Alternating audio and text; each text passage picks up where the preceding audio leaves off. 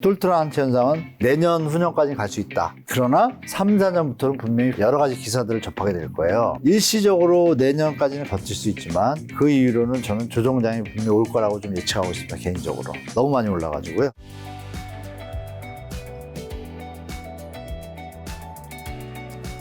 자, 그러면 이런 이제 서울의 집값을 잡기 위한, 특히 핵심 지역 잡기 위한 그런 정책으로 인해서 똘똘한 채 선호 현상은 앞으로 이제 좀 사라지는 건가요? 이 대목에 대해서 제가 다른 방송에도 이렇게 얘기하는데요. 대한민국에 똘똘하지 않은 집이 어디 있나요? 다 집은 좋지만 이제 입지가. 그러니까 이 똘똘하다는 개념이 집이 똘똘한 게 아니라 투자 가치가 있냐 개념이잖아요, 솔직히. 그렇죠, 그렇죠. 예. 그러니까 단어를 누가 만드신지 모르겠지만 되게 너무 좋게 표현했나요? 맞죠. 투자 선호 현상. 그죠? 네. 이렇게 해야지 정상인데 마치 이게 어휘가 좀 혼동되는 거예요. 똘똘한 한 채면은 강남인거로만 치는 거예요. 그러면 나머지 집들은 허름한 한 채입니까?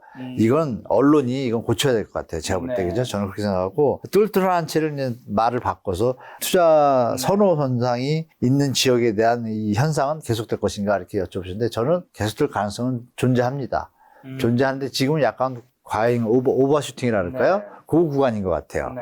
그래서 이게 끝나고 나면 조정기가 좀 세게 올 것 같아요. 저는 개인적으로. 그럼에도 불구하고 일부 지역들 있잖아요. 저는 도리어 마포가 지금이랑 비교한다면 마포 용산이 쫓아오곤 있지만 주거의 쾌적성이나 이런 걸 볼 때는 사실 저는 그쪽이 더 낫다고 생각하는 사람이거든요. 마포 용산이? 네, 그쪽이. 왜냐하면 강변을 똑같이 바라보고 있을 때 강남의 아파트들을 주로 쳐주는 데가 이제 강변을 제일 쳐주고, 그죠? 강가에 있는 나머지들은 이제 입지 때문에 이제 쳐주고 있는데 강남 아파트들을 강남에도 뭐 5억, 10억짜리 아파트 많이 있습니다. 실제로는. 그거는 이제 신축도 아니고 대단지도 아니고 우리가 아시는 게 신축이면서 대단지들이 지금 값을 리딩하고 있잖아요. 앵커 역할을 하는데 그 수요를 대체할 수 있는 대단지가 계속 나오고 있지 않습니까? 네. 이랬을 때 매도자분들 중에, 소유자분들 중에 투자 목적으로 가지고 계신 분들 꽤 계세요. 그리고 갈아타기나 이런 거를 활용했던 세대들이 있어요. 지금 40, 50 들어간 분들이 계속해서 이 가격이 좀 어핑되는 데 도움이 됐는데 뒤에서 받쳐주는 세력이 저는 이제 거의 소진됐다고 봅니다. 솔직히. 그러니까 분명히 가치는 있는데 그 가격이 우리가 예측 가능한 선의 가격을 넘어섰다고 저는 봐요. 지금 수준이. 그래서 사는 사람 일단 많이 없지 않습니까? 네. 그래서 이런 부분이 제가 볼 때 지속 가능하지 않다고 저는 보고 있어요. 그래서 가격이 조정되면 조금 이제 또 거래가 붙겠죠? 뭐 이런 현상이 나올 시기가 5년 안에 올 것 같다. 100%. 저는 그렇게 보기 때문에 똘똘한 한치 현상은 내년 후년까지 갈 수 있다. 그러나 3, 4년부터는 분명히 패러다임이나 여러 가지 기사들을 접하게 될 거예요. 일단 결혼 쌍수가 줄기 시작하고 거래량이 많이 줄 겁니다. 분명히. 이런 것들을 보도를 접하면서 일시적으로 내년까지는 갈 수 있지만 버틸 수 있지만 그 이후로는 저는 조정장이 분명히 올 거라고 좀 예측하고 있습니다. 개인적으로. 너무 많이 올라가지고요. 그러면 토지 확대 가능성이 높은 후보 지역은 이제 당연히 마용선이 될까요? 여기 용산이 이미 포함됐고 마포, 네, 성동구가 되는 거겠죠? 마포, 성동하고 어쩌면 뭐 감정적으로 한다면 뭐 광진, 서대문도 다 잡아놓겠죠. 근데 네. 제가 볼 때 좀 과한 것 같고 아니면 또 이런 일설도 있어요. 그냥 서울을 다 묶어버린다. 이런 얘기도 있습니다. 아니 자꾸 지방 분들이 자기 고향을 떠나가지고 자꾸 투기 마인드로 여기다 투자를 하시니까 네. 뭐 그런 얘기도 일설에 있어요. 근데 그거에 대해서 반론을 제기할 사람은 없잖아요. 실거주가 아닌데 왜 사죠? 좋게 얘기하면 투자, 나쁘게 하면 투기잖아요. 네. 투자와 투기의 차이에 대해서 제가 한 말씀 올리면 투기는 자기만 좋고 성공했을 때 자기는 좋은데 나머지는 피해를 보고 실패했을 때는 자기만 또 피해를 봐요. 근데 투자는 다 같이 좋습니다. 이 차이가 큽니다. 이 형태를 투자라고 자꾸 우리가 합리하고 네. 지금 약간 정상화하는 어떤 패러다임이 요새 움직이고 있잖아요. 네. 전혀 아닙니다. 국가 경제에 지금 도움이 안 되잖아요. 다시 한번 말씀드리고 싶어요. 그래서 투자 같은 경우는 아시겠지만 농지가 있어서 어느 분이 농사를 짓다 힘들어요. 뭐 주택 인근가에. 근데 그거를 갖다가 나는 짓기 힘들고 팔고 싶은데 뭐 김 작가님 그걸 사요. 사가지고 저는 그 농부에서 사셨는데 저는 어떤 집을 원해요. 내가 질 줄은 몰라. 이 작가님 아세요. 아니까 사가지고 지었어. 그러니까 저는 좋다. 좀 비싸도 살게 사요. 네. 그러면 그 농부분도 돈을 받아서 노후생활해서 좋고 김 작가님은 지어서 이렇게 팔아서 돈 벌어서 좋고 저는 제가 원하는 집을 열심히 다른 데서 벌었지만 사서 좋고 네. 다 좋잖아요. 네. 이게 우리 뭐 경제에서 기본적으로 얘기하는 투자의 어떤 선순환 긍정적인 반응인데 지금 우리나라 형태의 지금 똘똘한테 투자 선언상 얘기하는 거는 사실 투기성이잖아요. 그런 게 좀 많기 때문에 이거는 좀 제가 볼 때 우리 언론도 좀 자중하고 그랬으면 좋겠다는 말씀 좀 한 말씀 올립니다. 예. 지금 일기 신도시 부동산 시장은 좀 어떤가요? 일기 신도시 부동산 시장은 좀 여러분들이 관심이 많으실 텐데 지금 불장됐을 때랑 불장 이후의 모습을 좀 두 가지 말씀드릴게요. 그리고 일기신도시가 여러 군데 있잖아요. 뭐 다 아시는 것처럼 뭐 판교 분당, 일산, 삼본 뭐 다 있잖아요. 중동도 있고. 저 일단 분당이 일단 핫하니까 분당부터 보여드릴게요. 지금 요 그림을 하나 보시면요. 이게 이제 분당인데요.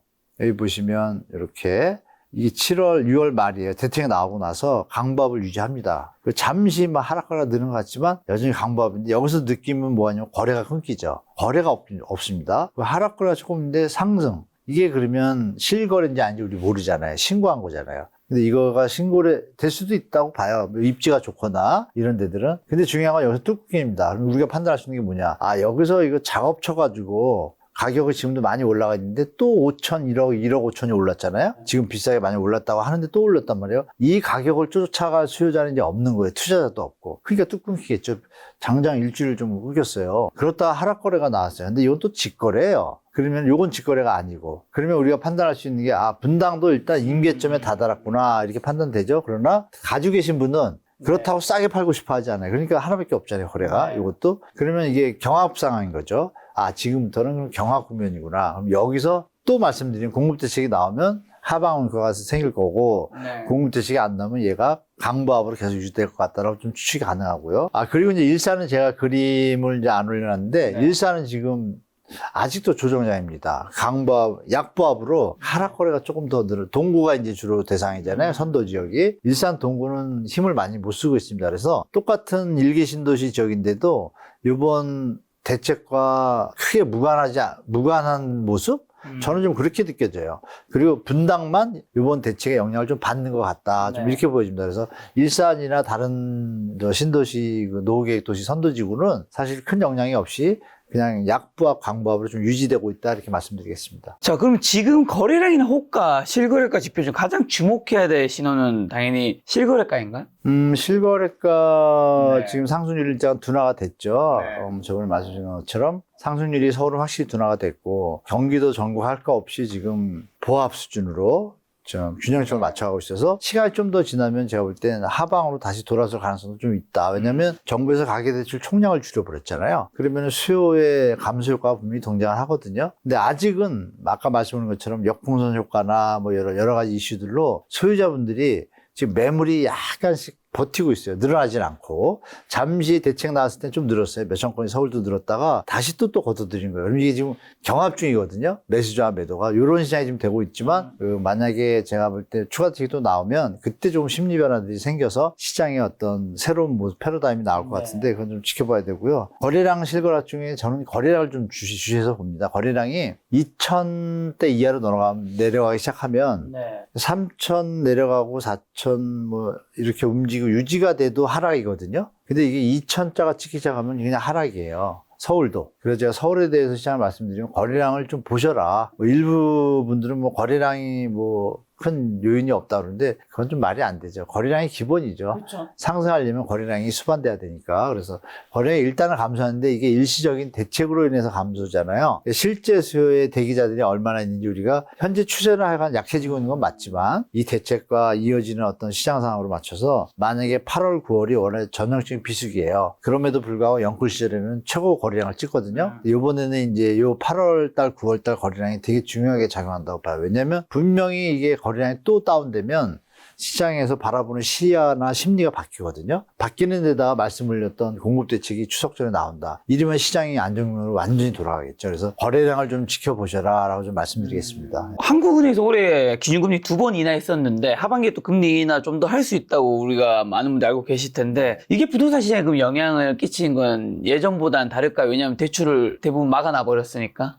일단 막은 걸 떠나가지고 그 대출금리, 주택담보대출금리 산정 기준이 우리 뭐 아시는 분들 계시겠지만 기준금리에다가 이제 코픽스 기준금리에다가 가상금리하고 또 은행 자체에서 조달금리를 반영하는데 요번에 최근에 지금 금리들이 계속 오르고 있고 요번에도 또 올랐습니다. 0.12% 올랐거든요. 이번 달에 7월에 들어와서.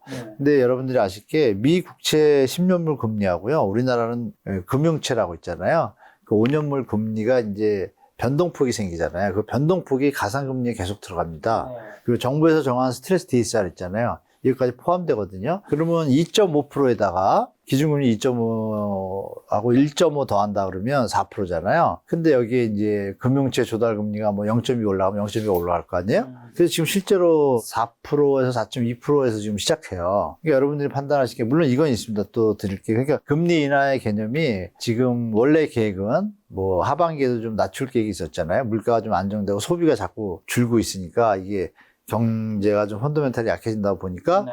총재께서 이걸 살리긴 살려야겠는데 거기 뒤에 뭐가 붙었죠? 미국이 금리를 안 낮추니까 우리가 낮추면 환율 어떤 리스크도 있어서 지금 또 1300막 80원 90원 가거든요. 미국이 저번 달에 고용이 좋게 나왔어요. 그러니까 미국이 강달러로 약간 가니까 또 우리 환율이 좀 친단 말이에요. 그럼 여기서 금리를 내리기 부담스럽거든요. 그러니까 여러분들이 생각하시는 것처럼 하는 총재도 약간의 지금 딜레마에 빠진 거예요. 우리 통화당국도. 왜냐하면 미국이 안정적으로 같이 내려줘야 같이 따라가는데 그렇죠. 이 갭이 넘어서면 우리가 환율 리스크도 있고 여러 가지 민감하단 말이에요. 국내 경제만 볼 수는 없잖아요. 네. 그러니까 이런 부분 때문에 여러분들이 금리가 계속 인하할 거다는 개념에서 첫 번째는 글로벌도 같이 봐야 되는데 그 부분이 지금 녹록지가 않고 두 번째는 정부의 정책 방향이 가계대출 총량을 갖다 줄이는 개념으로 선을 잡았잖아요. 네. 그러면 우리가 예전처럼 대출이 막 원활하고 활성화되는 그런 시기는 저는 이 당분간 1, 2년 안에 오기 힘들다고 봐요. 그래서 우리 수요자분들이 그렇다라면 그 기반 하에서 시장을 바라보셔야지, 아니야 금리가 내려가면 집값이 오를까 난 미리 투자할까 이렇게 실수하면 실수할 가능성이 높은 시기다라고 좀 말씀드리겠습니다. 예. 자, 그럼 이런 여러 가지 분석을 토대로 교수님은 올해 하반기랑 내년에 수도권 부동산 집값을 어떻게 예측하시는 거죠? 저는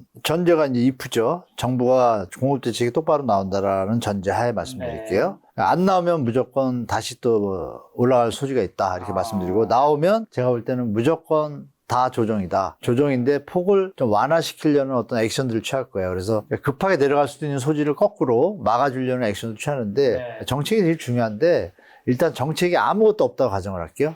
아무것도 없으면은 수도권 시장은 그냥 강보합으로 유지될 것 같아요. 유지되고, 서울은 나머지 지역도 대출 이게 묶여 있으니까 나머지 지역은 더 올라갈 수 있는 여러 개 한계가 있거든요. 선이 거기서 멈추지만 강남 3구와 마영성, 동작, 서대문 지역은 좀 꿈틀댈 수 있다. 분명히 이렇게 말씀드릴게요. 꿈틀댄다는 게 상승 기류가 생길 수도 있다. 입주 물량 부족 이슈 때문에 아무것도 없다면 그런 일이 벌어질 것이라고 보고, 만약에 공급대책이 수도권에 정확하게 나온다라면 제가 볼 때는 수도권은 안정국면으로 들어가고 서울도 안정국면으로 들어간다. 그 개념은 하향 조정화가 시작된다라고 저는 말씀드리고, 지방은 정부가 정책 중에 아까도 말씀을 드렸지만 미분양분에 대해서 어떤 강력한 양도세 감면이나 취득세 감면, 뭐 수요와 어떤 이런 정책들을 좀 지원을 해준다라면 일단 바닥을 찍고 약간 강보합으로 돌아설 수 있는 여지가 많다. 정책이 있다라면. 없다라면 연말까지 무조건 조정 장세다. 이거 충분히 지켜보시고 내지 마련하시는 게 좋겠다라고 말씀드리겠습니다. 근데 강남 3구의 마용성이 이제 그런 충분한 대책이 만약에 더 뒷받침 안 되면 꿈틀댈 수 있다 얘기해 주셨는데, 많은 분들이 이제 강남 3구 마용성은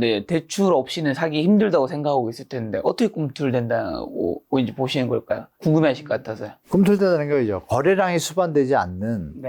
그 신고가가 계속 나올 수 있습니다. 그러면은 무리하게 뭐 사채는 아니지만 네네. 아까도 말씀드린 그 P2P? 네, P2P 업체를 활용한 투자도 가능하거든요, 제가 볼 때. P2P 업체 이자, 그러니까 요새 투자하는 분들의 행태가 그거잖아요. 생애 최초로 활용해가지고 강남을 많이 산 분들이 금리가 그것도 한 3.5, 4% 돼요. 그거를 감수하고 전세 끼고 사뒀을 때, 내가 만약에 집값이 얼마 정도 오르면 내가 얼마 정도 수익이 생긴다라는 투자 심리가 강했거든요. 근데 만약에 P2P의 금리가 뭐 한 5%다 그러면 1% 차이잖아요. 네. 그러면 이런 거죠. 이자를 내가 300을 내나 350을 내나 일을 더 해야지 막 열심히 해가지고 이런 개념이 꿈틀댈 수 있다는 거죠.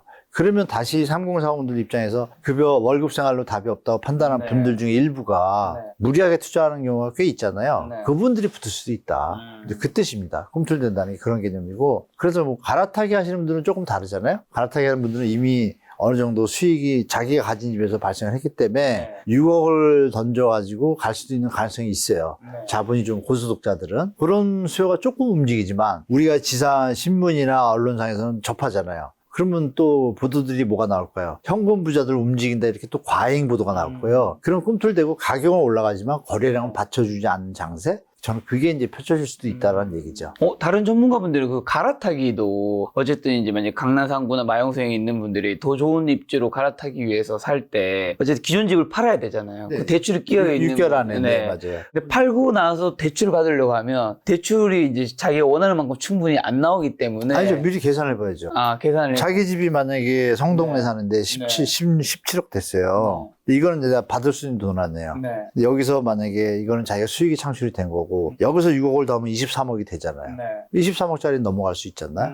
이걸 6개월 안에 처분하면 되니까. 그래서 보통 이분들이 계약 조건을 할 때 계약을 쓰면서 계약 날짜를 바꿀 수다도 쓰는 것 같아요. 뭐냐면 6개월이 딱 되면 안 되면 또 안 되잖아요. 여러분 이걸 어기면 요번에만 대출 취소가 되는 게 아니라 3년간 대출 금지예요. 그래서 되게 위험하니까 조심하셔야 되고. 네. 그러니까 이러거든요. 계약서를 오늘 썼어요. 근데 6개월 안에 집을 못 구할 수도 있잖아요. 네.